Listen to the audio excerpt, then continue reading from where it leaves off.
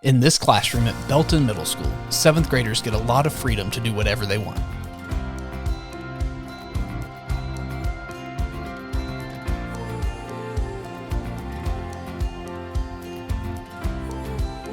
These students are building robots, and as long as those robots work the way they're supposed to, they can work together with their friends to build them however their imaginations take them.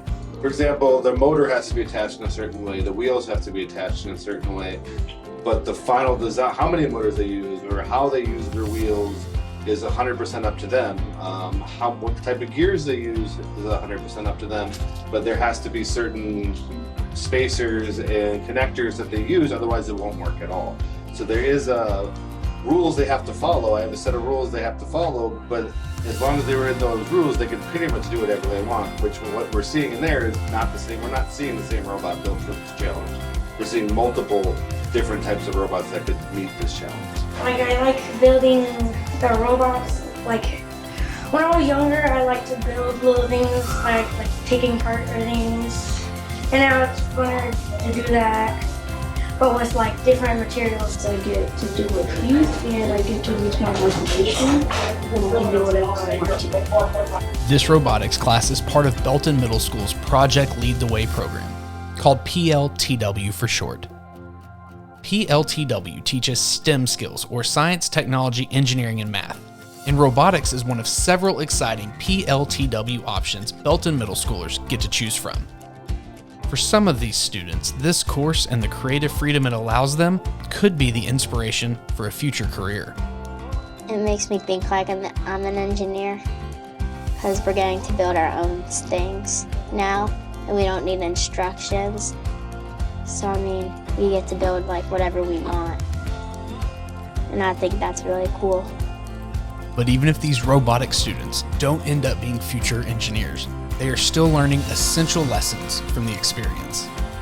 Still problem solving and failing and knowing that you're not going to get it right the first time, which is the way it goes for everything you ever try in life, and knowing that that's okay and you can go back and fix it, and nothing ever works out the first time that you try something, very rarely, but it's always okay to go back and retry and do a new design. These kind of problem-solving lessons that come from a hands-on project aren't an accident.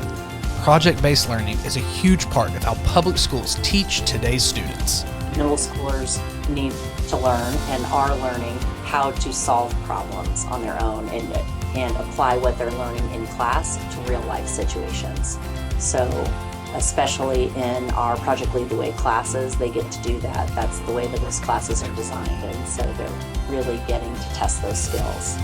One of the many reasons that the kind of project-based learning these students are doing in the robotics class is so effective is that it gets students excited about their learning. I see kids excited about school, and classes like this make kids excited about school.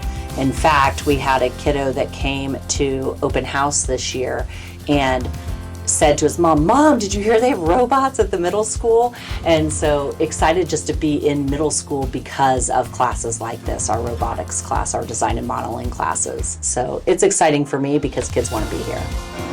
When you're finished building your robot or whatever, it actually moves and goes, and it's fun because you get to build it yourself and you make it to where it does what you want it to do, and you just accomplish that goal to make something do what you wanted to do.